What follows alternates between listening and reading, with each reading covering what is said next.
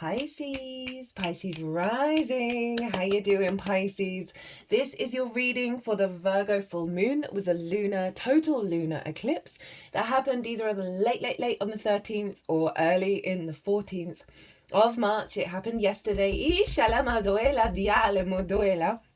Now, I work with 6-month cycles, so what's coming through, even though this is happening after the event, is serving you for the next 6 months. So all the messages are still going to be very relevant.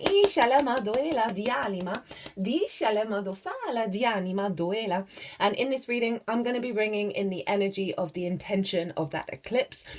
We get activation codes with full moons that then unfold over the next 6 months, as well as how to work with it. We're also going to be pulling cards for Mercury being retrograde, that retrograded nearly exactly a day after the moon was exact. So we're going to be pulling some cards on the Aries and the Pisces energy that Mercury is operating in. At the time of recording, the ascendant is in Cancer, the moon sign, with the midheaven up in Pisces, and in the 9th house of perspective. So we're getting some big picture energy come in for you, my loves. Now, there's a collective reading that went out yesterday. Went out this morning. And in that reading, I talk about the astrology of the exact moment of the full moon and really tap into the most integrated and expansive intention of what that eclipse was all about. Lots and lots of channeled messages that came through in that reading. Actually did very little astrology, but the channeled messages were very in alignment with the astrology. Also pulled collective tarot cards and they mirrored the channeled messages, which was very cool. So if you want a deeper understanding of this moon, of this eclipse, pause this video, go watch the collective reading, because I'm not going to go into too much detail. I'm going to talk about the houses predominantly in this reading, and all of that big energy, like how to work with it. Some really good helpful stuff came through in that reading, is all over there. And so yeah, you might want to, as I say, pause, because it's opposite your sign, my loves, and obviously the sun is in your sign. So that Pisces energy was very powerful with this moon. So I read for the rising signs. So for those of you who do not have Pisces in the 1st house, look to where it falls in your natal chart. Look to what house it's in. Look to the themes of that house, and you want to apply those themes along with all the other meaning you've got going on in the sign of Pisces. To the messages that come through, because it will be as if that Pisces energy, Magician at the bottom of the deck, just clocked that, Mercury's card, has now energetically moved to the 1st house. So the astrology, the houses I'm going to talk about will always relate. You've just got to add on your own natal chart meaning on top. For example, I have Pisces in the 8th. So I'd apply the themes of the 8th, and the only thing I've got there is the part of fortune, which is an astrological point. So I'd apply all of that to what comes through in this reading. As always, take what resonates, leave what doesn't. So full moon, total lunar eclipse in the sign of Virgo. Now my Pisces risings, where is this happening? But before I go into that, we're going to get 3 cards from this deck, and this is going to be the first card, what's been cleared out with this eclipse. Good, bad, beautiful, ugly, we'll find out. And then what's being activated, what's the most expansive intention of what this unfolding of this eclipse is going to be for you, which you can then apply to any situation in regards to the Virgo area of your chart. And we'll also get 1 card that represents how the energy to work with, the energy to channel, to help that activation and bring it into alignment. So where did this happen for you, my loves? Well, Virgo is opposite your sign, and so this was over for the Virgo, for the Leo, Pisces rising. This was over in your 7th house, the house of the other. Now this is one-on-one important relationships in your life, be that business, friendship, romantic, or spiritual in terms of your relationship with Source. So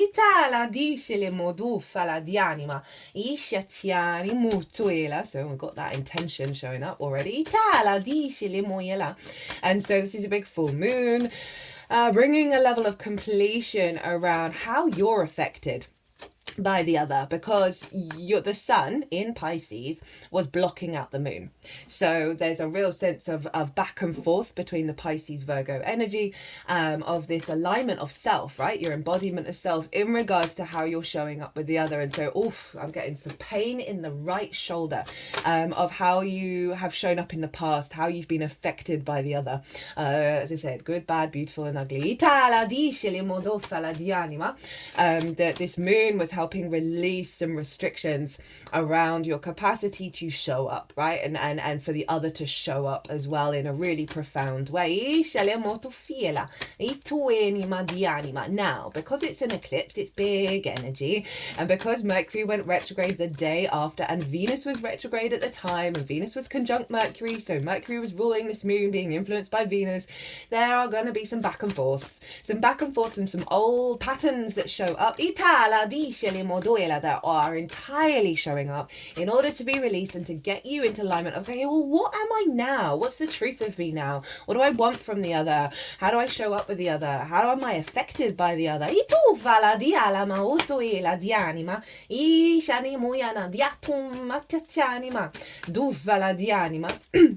Oh, okay, that's too many. That's too many cards. All fire, by the way. Obviously, that Mercury being in Aries was having a big influence.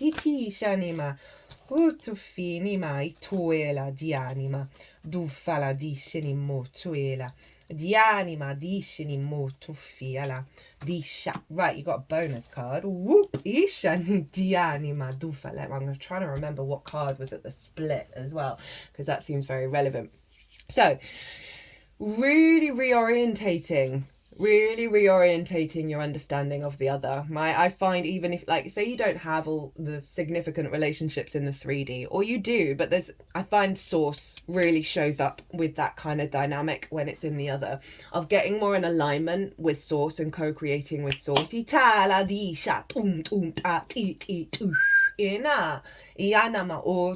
with the sun being over in your sign, that was really a sense of deeper understanding of who the F you are, right? And what doesn't serve you anymore. Now, the sun and the moon were making an aspect to Uranus over in Taurus. And Uranus is the nervous system, right? And Virgo's the digestive system. You may have had some sudden things happen around this eclipse that really dysregulated your nervous system, right? And trust in that process, because that was a huge liberating release. And overall, it's getting us in alignment with our own freedom, right? And so much of our freedom can be blocked by the other, or our interpretation of the other.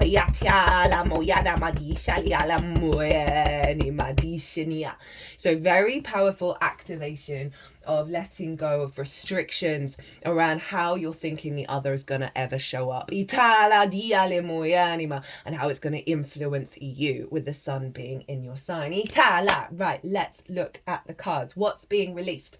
What cycle has closed out with this eclipse? And obviously there's always still stuff that like comes over from this release that can show up, especially with all this retrograde energy, but it's just doing like the final steps. And we have the Queen of Pentacles in reverse and the Death card. Right, so this is a cycle of a block around finding the abundant energy, the nurturing and the nourishing energy, because it's Earth, so Virgo energy in the other, right? So that real block of feeling that nourishment, and the letting go of things that have had an authority over you, of like perhaps perceiving that this is always going to be blocked, or just finding that there's an element of you not being able to show up in your fullest form with the other. And the Death card, because you may be having happy relationships, but there's something that's key that is still a block that may not be like really big, that has been released because of this process.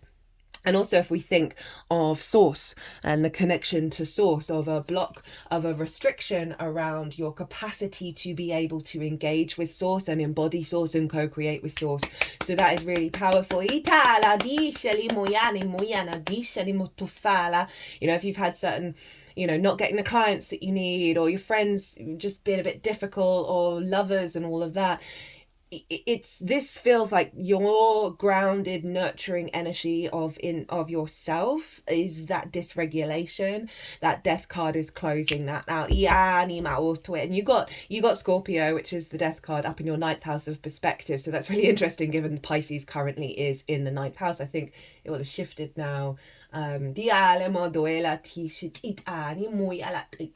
think Leo ascendant might be coming in, so that's bringing it over into the eighth house of those relationship dynamics that distort your perspective.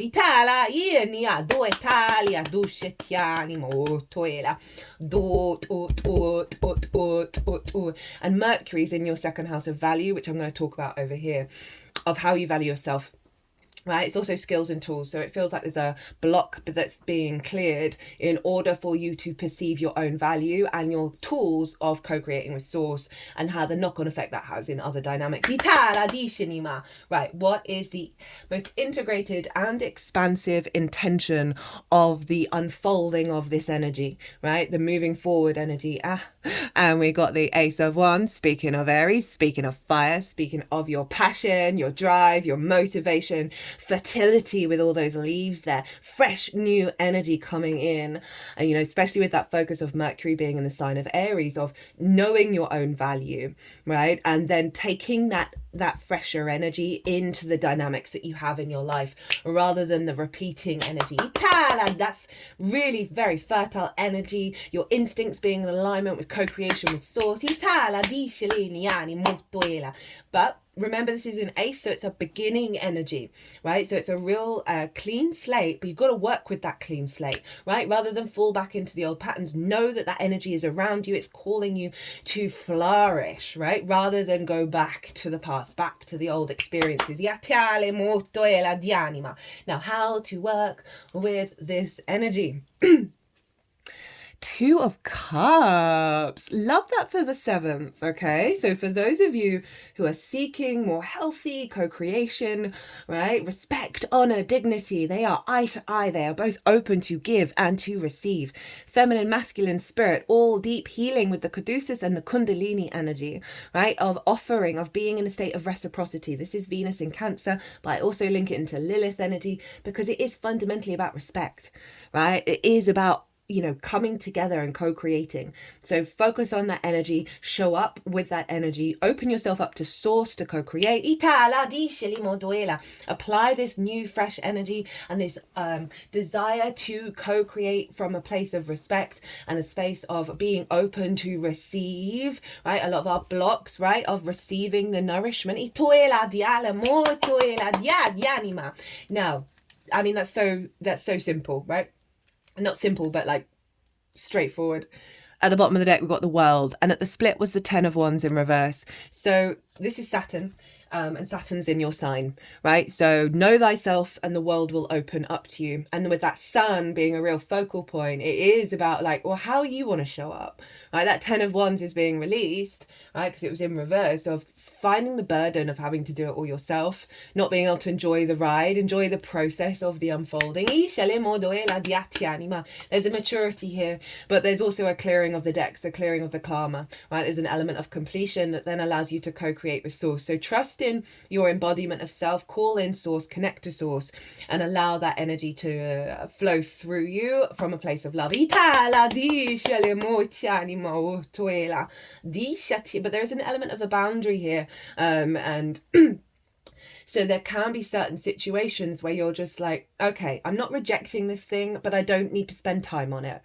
I don't need to engage in it. I'm not resonating. I'm not connecting. I understand why it's going on, but I don't need to funnel all my energy into there. That's the maturity of Saturn, and redirecting it back to how you want to show up, right? Not necessarily how others are showing up, but how you want to show up, and connecting to that wants to co-create.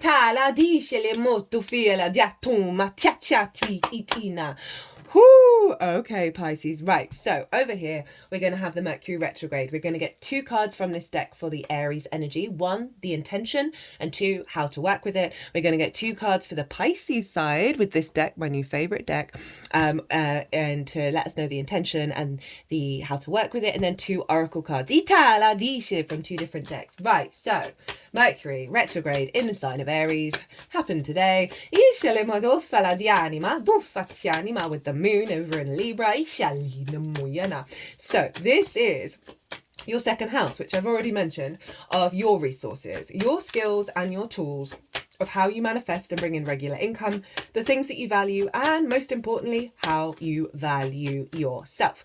So if you don't value yourself truly, madly, deeply, unconditionally, right, we then place things of value. Itala discele molto fala di anima, iscele molto fiera di anima, molto ela. We place things in, we put value in things that only distort that lack of value of self, right? And we also struggle to connect to our skills and tools in order to manifest at a higher level, or believe that we're able to receive a higher level of regular income or regular resources. So Mercury is reorientating all of this, right? Mercury is revisiting and revising and clearing out old thought patterns, old ways of perceiving reality around your sense of value.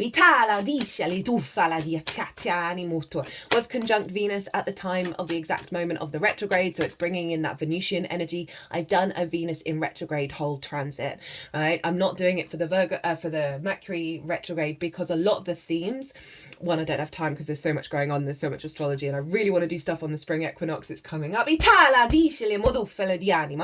a lot of the themes in that Venus retrograde series, which was the last transit that I did, is very much linked into Mercury and what Mercury's doing, because they're both retrograding in Aries and Pisces. So there's a lot of crossover. You just apply more of the mercurial energy of information, how you're perceiving things, how you're communicating, how the outside world is communicating, that sense of flow of energy to the Venusian energy that came through there. And also it's doubly linked in because they're very similar in the degrees that they're retrograding over, as well as the fact that Mercury was conjunct Venus, and so Venus was influencing Mercury at the time of the exact moment of the retrograde. So this can also bring about really big creative downloads that you then spend time navigating, working on. Okay, you got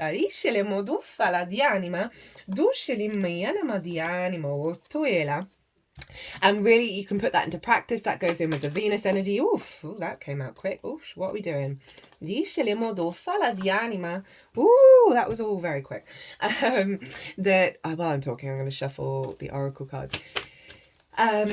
Of downloads coming in, old patterns around being valued. You may have some miscommunication, lost communication that just sort of highlights old patterns around not valuing yourself, that in order to dissolve it, really allowing a sense of fluidity of the I am, and recreating a depth of connection with the truth of how you perceive your own value based on your experience and not how the outside world is influencing it. Mercury's then going to move into Pisces, the house of self. So Mercury's reorientating your sense of value, your capacity to be able to receive. I find the 2nd, 11th, 5th and 8th, they're all your cardinal energy. They all square each other. There's always a theme around reciprocity and wounds around reciprocity of being able to receive. And so Mercury is helping reorientate that, and then pulling that energy back into your embodiment of self, of like what you're perceiving of yourself, letting go of a lot of things in your body that Mercury's sorting out in how you value yourself, letting that release out in your body. Reconnecting a higher level of magic and a higher level of truth to your capacity to embody your skills and your tools and your own sense of value, and put that into practice. The first house, the embodiment of self. So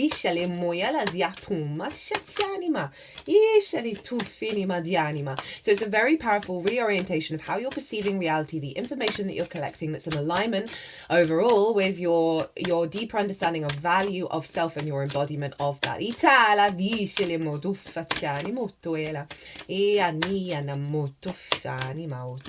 Okay, that's being resistant.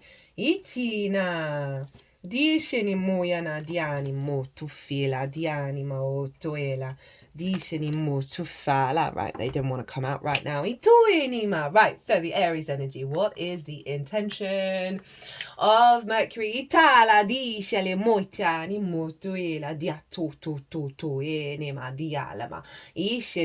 is the overall intention that Mercury's bringing to the table, right, for you to work with, and the unfoldment of it. Itini man, we got the Four of Wands. Okay, so this is the Aries energy. This is Mercury's wanting to get you to really celebrate the work that you do, right? The sense of achievement, the sense of abundance, the sense of a milestone coming up. And I feel like it's in reverse during this process, because it's getting you to it being in the upright. Now, I link this into the harvest. In order to get to the harvest, you've got to put in a lot of effort, right? But there's that desire to do the work and the desire to see the results of it. And, Mercury's going to highlight where you haven't seen the results. It's going to highlight old patterns around that block of it, of like always putting in the work, not getting the resources, not feeling valued. But it's in the upright overall. And so it's highlighting that the process Mercury is bringing into you is for you to feel confident and abundant and really value and appreciate your leveling up, how you see yourself, how you operate in the world, what your values are, of a real sense of achievement, a milestone energy.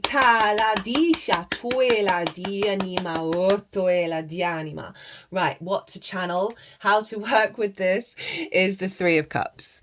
And I clocked that one, and this is just really lovely energy, and it's bringing in that Piscean energy. But there's this sense of, okay, right, so this is what you're embodying during the Mercury retrograde, even if things may be difficult, of this sense of union and flow within yourself, the sense of feeling good about who you are, celebrating yourself. These all get along, they're in flow, they're celebrating, there's abundance here. Focus on the abundant things, celebrate the little things, right? Start celebrating the fact that you brushed your teeth today, right? That is going to activate this at a higher level. Get into a flow state. Get into an imaginative state. Seek out what was I going to say? Seek out the joy in your life, even if there's frustrations. Reorientate back to this awareness of your emotional body and the love within yourself, and really cultivate that. This can be your spirit team as well around you. They're wanting you to celebrate yourself. They're wanting you to celebrate yourself big time, in a way that there's just an aspect of not being able to see. You know, Mercury's often about perspective and perception. That with that Four of Wands and the Three of Cups, they're both big celebratory energy. And so often with retrogrades, it's highlighting that, the opposite of that. So like the main energy of this is celebrate good times. Celebrate all the little things in your life, right? Your embodiment, right? Your sense of value of your resources. Celebrate, even if they're small, celebrate them. Celebrate absolutely everything. That just seems like such a simple description of it. But get back into the integration of your multidimensional self and the union of that with that Three of Cups. That there is unconditional love there.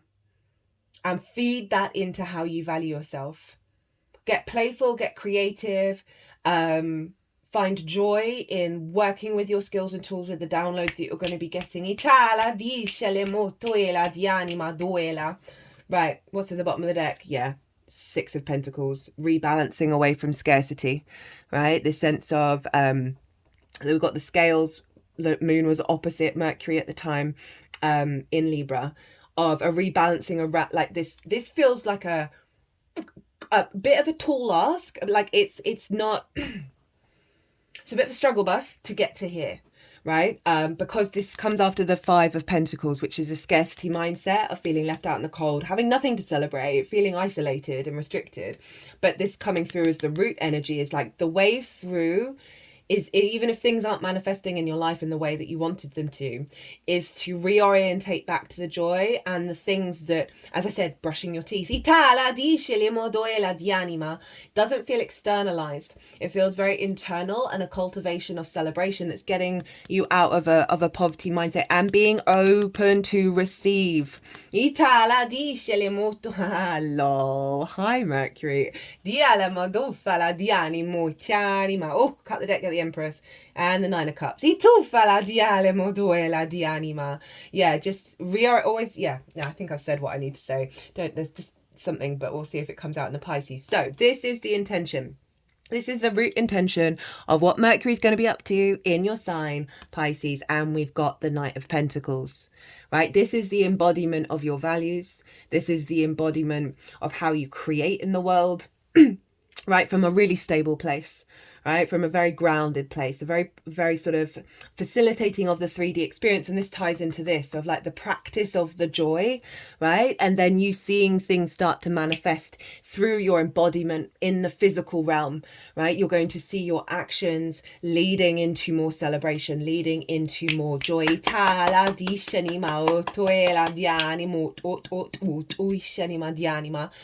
Ooh, I really love a knight showing up for the first house and it manifesting in the 3D world of this sense of solidity of self. This feels a lot more open in its energy. That feels like that's going to be a bit trickier. Oh, love this. We've got the 7 of Wands, swords, even of how to work with it. Now I work with the images more on this one. I didn't really look at this one very closely. What is going on here? Okay, let's zoom in. So let's really zoom in of what this figure's got in their hand. It looks like a tiny little flame. It looks like a tiny little flame. And this horse is guiding this figure, right? They're able to sort of go off in their dreamland, but there's a trust in their embodiment.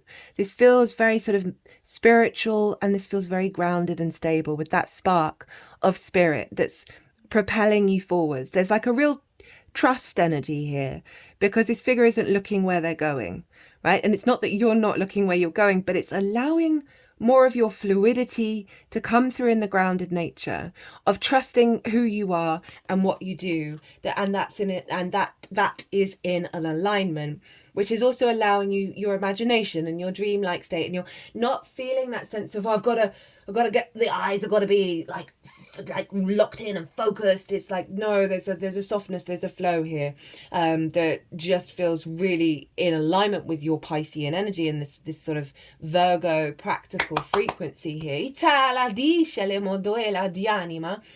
With that spark, that flame of how you value yourself, guiding you forwards. It's allowing you, anyway, I think I said it all. 7 of Swords, but this came up in the collective. We've got another knight. So this is what to embody, right? And there's a pathway here, and it kind of looks like a river that's going up into this dreamlike castle, right? So they're wanting you to be drawn towards the dream in how you take action, right, through the water body that's into this more sort of fantastical dreamlike state. And this ties in very much with this. They're wanting to bring in, wanting you to allow to focus on the dream, not necessarily the practicality of how it's going to manifest. And that's going to lead to an instinct alignment, an embodiment of self that is grounded but isn't grounded in the old dynamics. Now at the bottom of the deck we have the Death card. So we've got the Death card twice. Very transformative and letting go, and I love this card. This feels very like a hugely purifying energy that's allowing your true lights to come through from the void. I talk about the void a lot in the Virgo in the moon, of like you're being very protected in this journey as you go into the darkness and emerge with your dream and your embodiment of self, and that it feels like you're being held. Again, it's Scorpio, so it's your 9th house of perspectives, that there's a shift happening that is allowing you to release all that doesn't serve you, so your true light, your true self can come through in the process. And it is about focusing on the dream rather than the pain.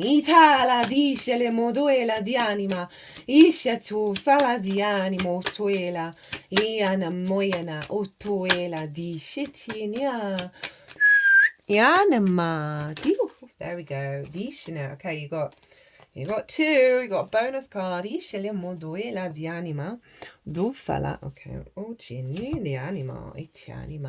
Let's get the other one as well. The anima. Okay. So, let's see what's coming through for you, my loves. Whew. I'm just feeling that energy settle. And it's bringing a great deal of strength, of allowing to breathe and trust. So we've got first up is cave, sanctuary.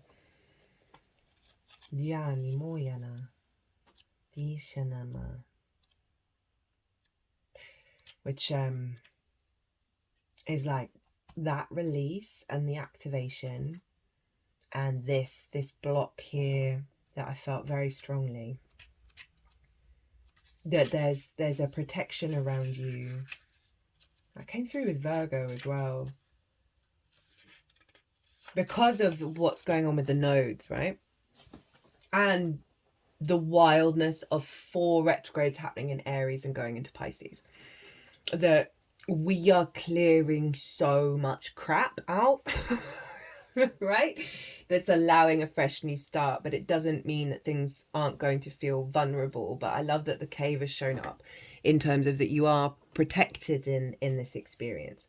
As the sun sets, the crescent of the new moon appears in the distance, as this ancestral human creates his art, painting on the walls of the cave with colours drawn from the earth's substances. The fire warms him, the cave shelters him, and provides a refuge from the rest of the world. With its womb-like structure, it not only offers sanctuary, but also serves as a temple that houses his creative spirit, which eventually gives birth to the physical form of his artwork. All of this feels very, very in line. Note how absorbed he is in the process. He no doubt has prepared for this creative ceremony by getting the fire going, mixing the colours and gathering his sacred objects. He's painting an image of a sacred spiral, one of the most ancient symbols ever discovered. It's been depicted in artwork and found in a variety of cultures, and occurs frequently in nature in exquisite mathematical proportions, such as in the shape of a nautilus shell. It also shows up in burial sites around the world, representing the endless spiral of life, death, rebirth. And you get the death card twice. There's Vesta's up in Scorpio at the moment. I talk about that in the collective reading. The grand and complex mystery so elegantly portrayed in a simple circular pattern. There is a quiet, still place inside of you that will always be available as a sanctuary. Yet finding such a space in the natural world will enhance and complement this integral place of peace. Whether it's a cave, meadow, forest, seashore, or any other setting in nature, this is where you can see, hear, and feel the presence of Creator in your surroundings. Let it become a temple for your heart and soul. Rather than having your computer, television, or any other human-made device or activity be your sanctuary, allow yourself to discover the perfect place in nature, where you can simply be and breathe. Doing so bridges the connection between the internal and external, facilitating a spiritual communion that allows your being to be aligned in dramatic and quiet reverie with all that is. In today's busy world, it becomes even more critical to set aside time for sanctuary, even if you have to schedule it. Yeah, with everything going on in your first house, right? And obviously the sun is there for the moon as well, that there's this element of containment around your embodiment that is going to take some time to unfold because of those retrogrades, and trusting in that process and that sanctuary and really grounding yourself in that space. But I love the creative energy that's coming through. We've got that with the Ace and with the 3 of Cups, which is very more playful. It's very more emotionally creative and joyful and celebratory, right? But there's a realignment around your instincts of being able to feel embodied in this creative life, in this sense of your own value, that cave is providing a protection energy for you to work through the wounds, as well as strengthen your capacity to observe it, with that Six of Pentacles of bringing things into balance. Then the bonus card was the Tsunami and Wake Up Call. One of the scariest and more destructive of natural phenomena, along with volcanoes, earthquakes, hurricanes, and tornadoes, a tsunami occurs when a large volume of water, high Pisces, is suddenly and rapidly displaced. It's triggered by an undersea disturbance, typically an earthquake or volcanic eruption, that causes a series of powerful waves to travel across the ocean at speeds up to 500 miles per hour. Yet on the open ocean, the height of these waves seems so small that they generally pass unnoticed. As these waves, collectively called a tsunami, get closer to the shoreline, their height increases enormously, even as their speed slows to 50 miles per hour. The distance between the waves or the trough can be considerable, taking 20 to 30 minutes from wave to wave. If the trough hits the land first, the water recedes rapidly and dramatically, followed within minutes by an enormous wave that initially comes as a surge. This receding is a clear sign of the impending tsunami. We can't outrun the wave that follows, but we can avoid being swept up in the destruction by moving to higher ground. You are getting a wake-up call. It may be in the form of a significant loss or other dramatic event in your life, typically one that you were not prepared for initially. You may feel stunned at first, surprised by the unexpected events that are occurring. Yet you also know that it's a time to draw back the curtain of avoidance and denial and confront the truth that exists in the subtext of this event. You are experiencing a real-life drama, so there is no need to amplify it more than it already is. Often when you look back after something like this has passed, you can recall signs that foreshadow its happening. There may have been an obvious clues to what you've ignored, or omens that were so subtle that they were easy to dismiss as imaginings of the mind rather than the voice of your instinct. There are many anecdotes about animals operating purely on instinct, picking up on clues and naturally seeking higher ground before an approaching tsunami reaches the land. To negotiate this wake-up call, listen closely to your instincts while at the same time seeking the higher ground of spiritual truth.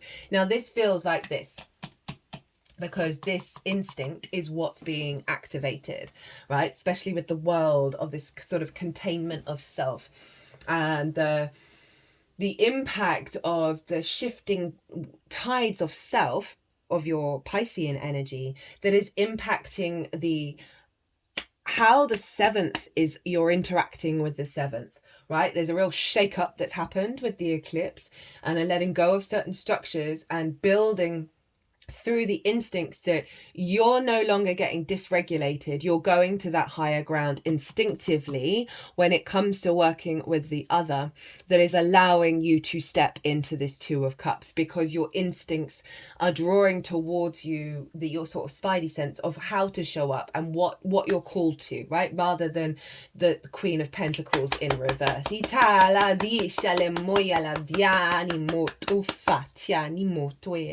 At the bottom of the deck, we have the Mountain and Strength. You know, there's a real sense of what this is all bringing you is a sense of foundation, Saturn, in your first house, of integrity of self, right? There is allowing more playful creativity to come through, and joy and love.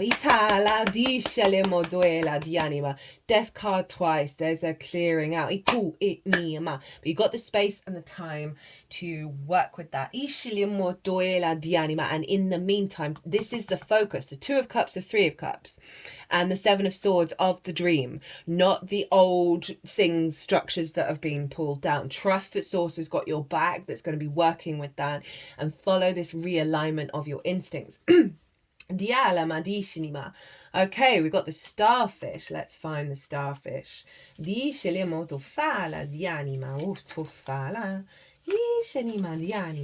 A beautiful, alluring, superficial, or shallow.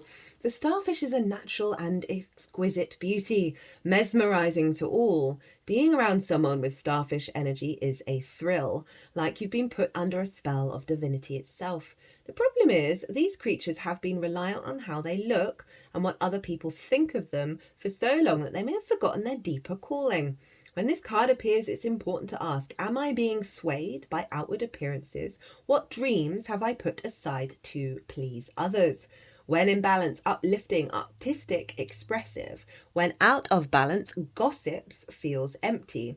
To bring into balance, positive friends, right? Itala di anima. I love that. That's really summing up the whole reading, right? This is activating a part of you that is beautiful and alluring and, you know, connected to divinity itself, as well as the awareness of the outside world, one-on-one relationships and the impact on value and projecting your sense of value onto that.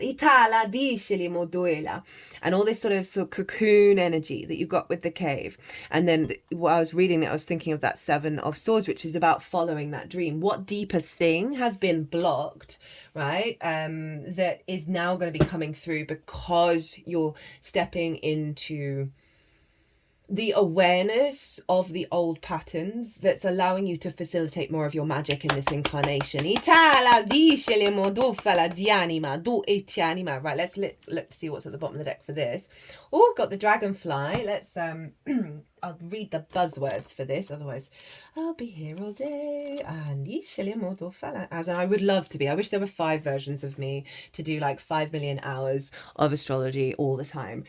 Dragonfly, master of light, illusion, and the mind. When in balance, sees clearly, joyful, magical. When out of balance, can't concentrate, busy mind. To bring into balance, focus on the breath. So I love that. That is bringing in the clarity and the letting go of the illusions and bringing in the magical illusions that are becoming more real than the illusions themselves. That is allowing your... this card just feels like it's just clearing your energy so you're able to step into the clarity of your own magic. Right, my loves, my lovely Pisces. Oh, I hope this resonated. If it did, hit that like button, leave me a comment. If you want to deep dive further, either on the eclipses, right? Remember, if you have not caught the Pisces, North Node, Virgo, South Node transit series, it's in its own playlist. Cannot recommend it enough for you, Pisces. I've been following it. It's dissolving my reality in the best possible way. Everything that came through in that transit, in awe of. So if you want to deep dive either on the eclipse, which is obviously very significant for you, as well as the Mercury retrograde, which will retrograde in your sign, my website is everywhere. Or if you want to pay by PayPal, email me directly. Pisces, be good to yourselves, be good to those around you, safe travels, and be well until we meet again.